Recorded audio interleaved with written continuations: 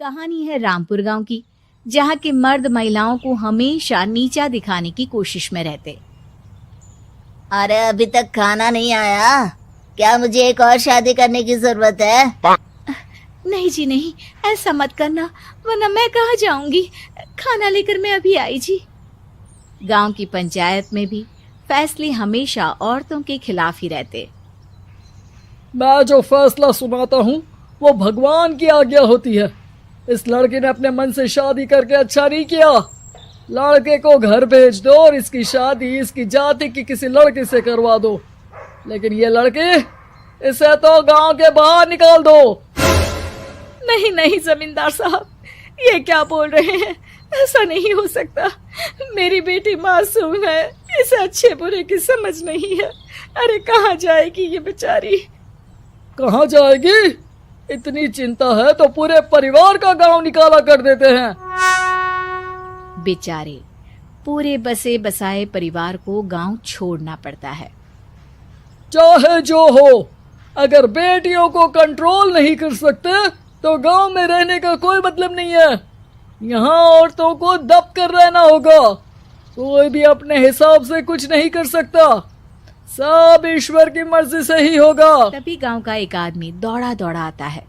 सरपंच साहब, जमींदार साहब, वो कालिया है ना, उसकी बेटी पढ़ने के लिए शहर जा रही है। अच्छा, ये कब हो गया? और कालिया की हिम्मत कैसे हो गई ऐसा करने की? लेकर आओ उसे और उसकी बेटी को। बस फिर क्या हो जाते हैं कालिया और उसकी बेटी सरपंच के सामने। और कालिया, ये क्या सुनने में आ रहा है? बेटी को इंजीनियर बना रहा है तू? और ये बता, गांव में तो स्कूल नहीं है, फिर कहां से इतनी क्लास पास कर गई तेरी बेटी? राधा, जो कि कालिया की बेटी है, उसे लगता है कि सरपंच उसकी तारीफ कर रहे हैं। सरपंच जी, मैंने ऑनलाइन पढ़ाई की है, डिस्टेंस लर्निंग से। सभी में मैंने अच्छे नंबर पाए हैं, जिसे देखते हुए शहर की इंजीनियरिंग कॉलेज में मुझे स्कॉलरशिप मिली है। वाह जी वाह, क्या होती है ये? पहले तो ये बताओ, फिर आगे की बात करते हैं। पूरा गांव राधा की बात सुन रहा था और राधा बोलती जा रही थी। तो ऐसे मैं फ्री में एक अच्छी शिक्षा लेकर गांव में जो कुछ परेशानियां हैं, जैसे बिजली, पानी और इंटरनेट जैसी समस्याओं के लिए काम करूंगी। मैं गांव को शहर से जोड़ने के लिए पुल का निर्माण करवाने का प्रस्ताव रखूंगी। मुझे पूरी उम्मीद है कि जल्द ही हमारा गांव भी तरक्की की राह पर चल पड़ेगा। राधा की बात सुनकर सारे गांव वाले ताली बजाने लगते हैं।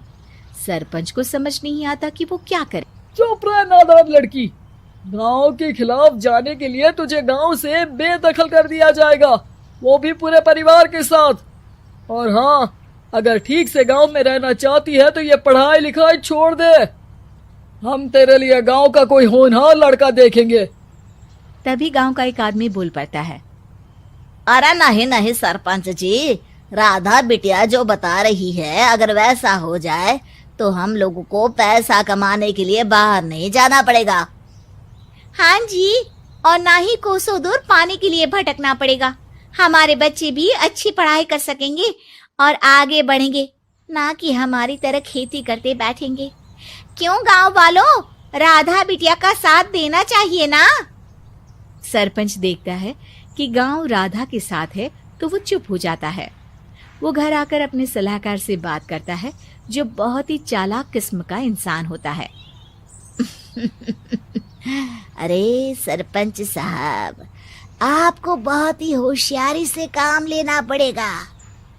एक बार गांव तरक्की कर गया, यहाँ के बालक पढ़ लिए तो कोई ना पूछेगा आपको।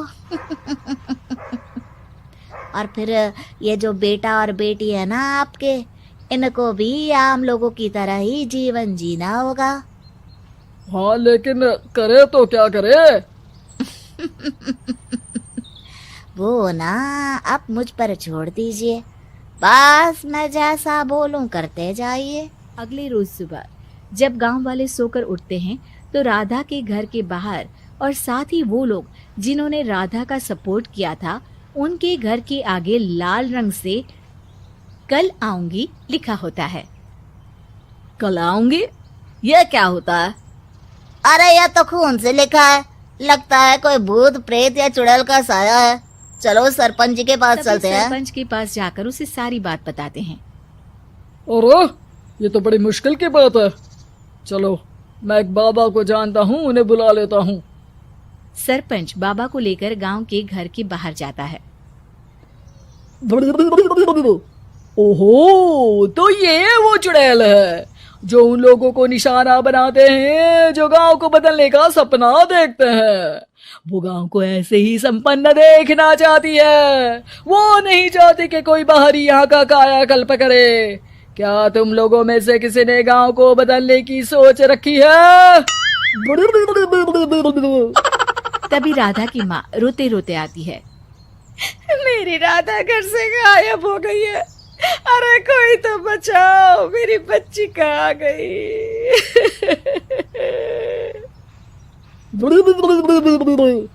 ले गई वो चुड़ैल, तेरी बच्ची को ले गई। अब वो उसे श्रापित करके छोड़ेगी, उस पर चुड़ैल का साया हो जाएगा। तभी बुरी सी हालत में राधा भी वहां आ जाती है।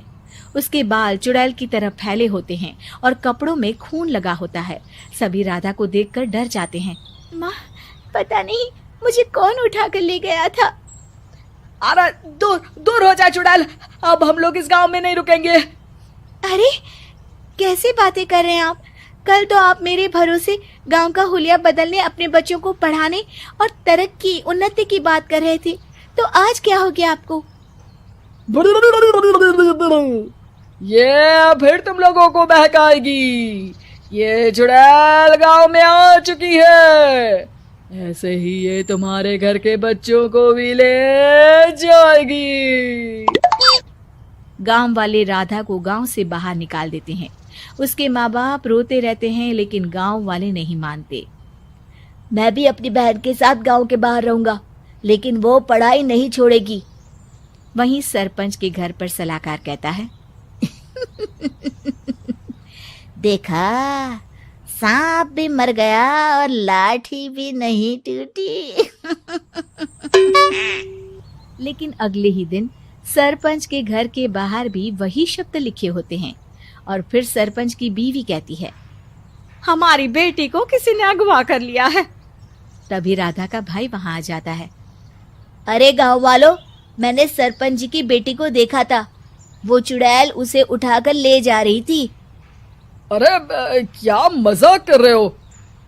नहीं नहीं सरपंच जी, आप नहीं जानते। वो चुड़ैल अब आपकी बेटी में आ जाएगी, जैसे राधा के अंदर आ गई थी। तभी सरपंच की बेटी वैसी ही हालत में वहां आती है जैसे राधा आई थी। पापा, पता नहीं कैसे मैं गायब हो गई थी। चुड़ैल, इसके अंदर भी चुड़ैल का साया है, मारो इसे। अरे नहीं नहीं, इसे भी राधा के पास गांव के बाहर ही भेज दो। अरे चुप रहो, मेरी बेटी कहीं नहीं जाएगी और चुड़ैल बुड़ैल कुछ नहीं होता है। अरे कैसे बात कर रहे हो सरपंच जी? आप तो बोल रहे थे कि आपका फैसला भगवान का ज्ञान होता है, तो अपने पर बात आई तो अब आप ऐसे बोल रहे हैं। अरे ना ना ना, आपको अपनी बेटी को त्यागना ही होगा। अरे बुलाओ बाबा को। राधा का भाई बाबा को ले आता है, जिसे अब गांव वालों के डर के कारण सच बोलना पड़ता है। मैं कोई बाबा नहीं हूँ, मैं तो मोची था। ये सलाहकार महोदय ने मुझे कहा था एक्टिंग करने को। अब वो मुझे पैसे देने वाले हैं। अब मुझे माफ कर दो। गलती हो गई, मुझे माफ कर दो। तभी वहां राधा आ जाती है। देखा सरपंच जी, जब गांव के बच्चे साक्षर होंगे तो आप जैसे लोगों की चालाकी नहीं चलेगी।